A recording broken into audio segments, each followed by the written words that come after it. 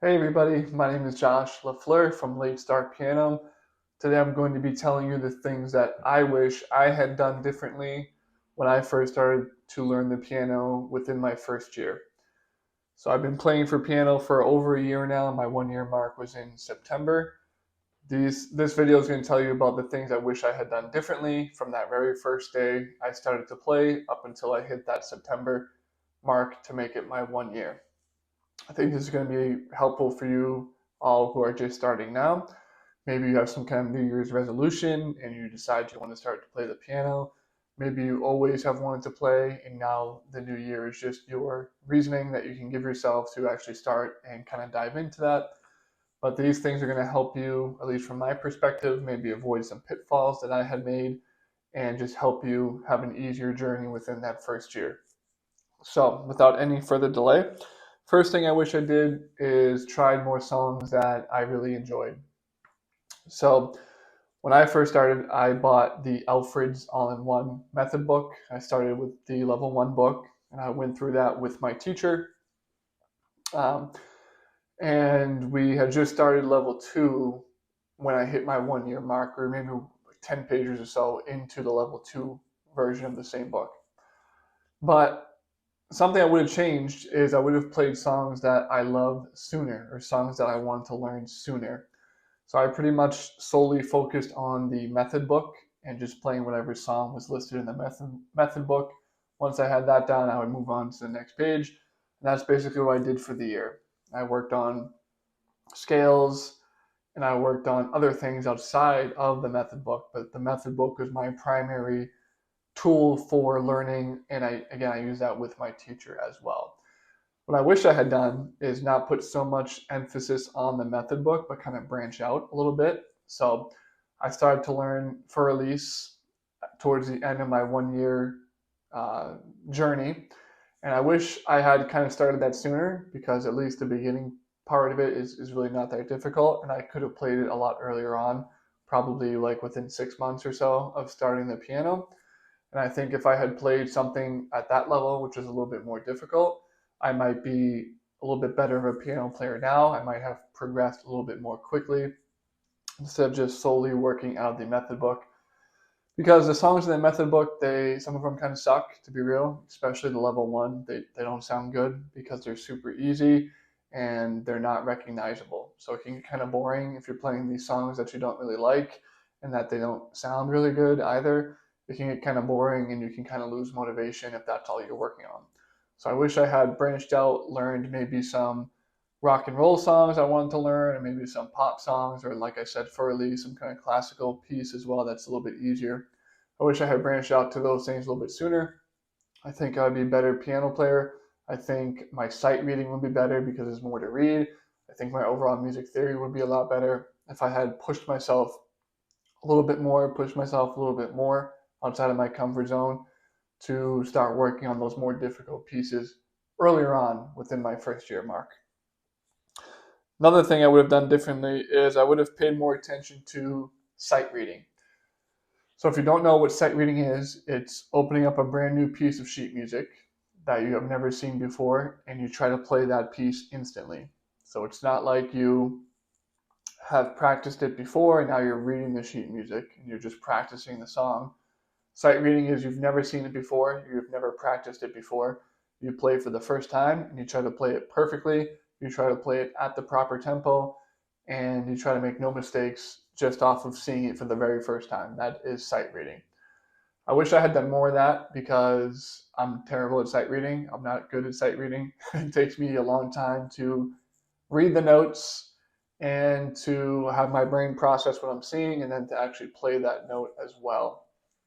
And it's something I do work on, and I am supposed to work on it for at least 10 minutes a day, every day. Sometimes I don't do that. Sometimes I skip sight reading because I don't like it. I don't like it. I'm not good at it. I know it's kind of this chicken or the egg problem. I don't like it because I'm not good at it, but I'm not good at it because I don't like it. I know that I need to kind of just sit down and make it much more consistent. My goal was to sight read for 10 minutes a day, every day. I use this website called Sight Reading Factory. It costs $20 for the year. So it's extremely cheap, and it's basically AI generated sheet music. It'll give you a brand new piece of sheet music every time, and you can customize it a bunch of different ways as far as the tempo, as far as what key signature you're in, the difficulty, and a whole bunch of other things as well. So I wish I had spent more time in Sight Reading Factory. I think that would help me now, especially as I'm kind of getting more interested in the classical pieces as well. Like for Elise, I want to play Claire de Lune, and there's a few other ones as well I'm looking at. I think if I was a better sight reader, I could learn these pieces a lot quicker, and it wouldn't be as much of a challenge. And that's for any other piece of music as well, even something non-classical. If you're better at sight reading, I mean, you can get sheet music from anywhere. So you can find the sheet music, and if you're really good at sight reading and it's within your skill level, then you can play that song pretty much instantly. So I wish I had spent more time with that sight reading. Again, less time out of the method book. Another thing I wish I had done differently is, just looking at my notes here, I wish I had worked more on arpeggios. So if you don't know, an arpeggio is a broken chord, a chord just being two notes played at the same time. Usually it's three. So three notes played at the same time is a chord. Instead of playing the three notes at the same time, you can break them up. So you can play note 1, note 2, and then note 3. If you break them up, then that's called an arpeggio. It's just a broken up chord. I wish I had spent more time working on arpeggios because I think it is a simple way to kind of embellish a lot of songs that you play. It's not necessarily always easy to play arpeggios, but it's simple. It's a simple concept to learn, right? If a C major chord is C, E, G played together, to play a C major arpeggio, you just would play C, E, and G separate. And you can go up and down the piano. And if you're really good at it, you can play it really fast, and you can switch chords quickly, and it sounds really good, even if that's all you're playing. Arpeggios always sound really beautiful. They sound really piano-like and piano-esque. And I wish I had spent more time working on those and kind of making them better as well. Just making them better overall, making my transition smoother, making them a lot more clean and even sounding, and getting the fingerings down as well. Because the fingerings for an arpeggio with all white notes is different from an arpeggio with, let's say, one black note and two white notes. There's going to be different fingers that you use. I wish I had spent more time learning those and more time getting acquainted with them. Again, because they sound great, it's an easy way to embellish songs that you're playing. It's also in a ton of music because a lot of songs are made up of chords, and it sounds amazing if you break them up into arpeggios.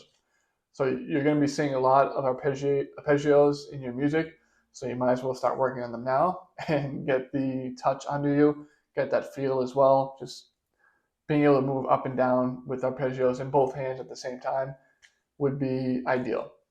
So something I definitely wish I had spent more time learning as well, in addition to sight reading. Last thing I wish I did is I wish I had transposed more.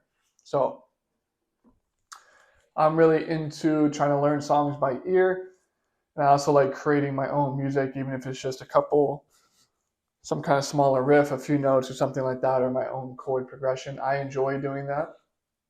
And transposing, if you don't know, is taking a piece of music that's in one key and moving it into another. So if you have Twinkle Twinkle Little Star, for example, it's in C major, you can transpose that into any other key that you want. You can put it into G major, you can put it into B flat, you can put it in E flat, you can put it in C sharp major if you wanted to. And the good thing about transposing music is it does a lot of things. First of all, it's going to help your music theory a ton, because the way I do it is I assign each note a number. So if we take our Twinkle Twinkle Little Star example, that's in the key of C major. So in the key of C major, the 1 is C, 2 is D, E is 3, F is 4, and so on, up until C again when you hit that octave. So if you know the melody, and the melody of Twinkle Twinkle Little Star, at least the beginning, is C, C, G, G, A, A. So that would be 1, 5, and 6. So now you have the 1, 5, and 6. You can take the 1, 5, and 6 of any other key. Say we use F major, which would be the 1 would be F, the 5 would be C, and the 6 would be D. It's going to sound the exact same as the melody as it was in C major, except we're playing it with different notes. because all the intervals are the same, right? We had the F to the C, which is a perfect fifth, and then we go up a major second to the D. Same in C major. We start on C, we go up to the perfect fifth, which is G, and we go up another major second, which is the A. So even though we're playing completely different notes, they sound the exact same because the intervals are the same. Don't want to dive too much into the music theory side of that. But transposing can help you because you're going to, one, know all your scales. You have to know your scales to transpose, which is a really good thing to know.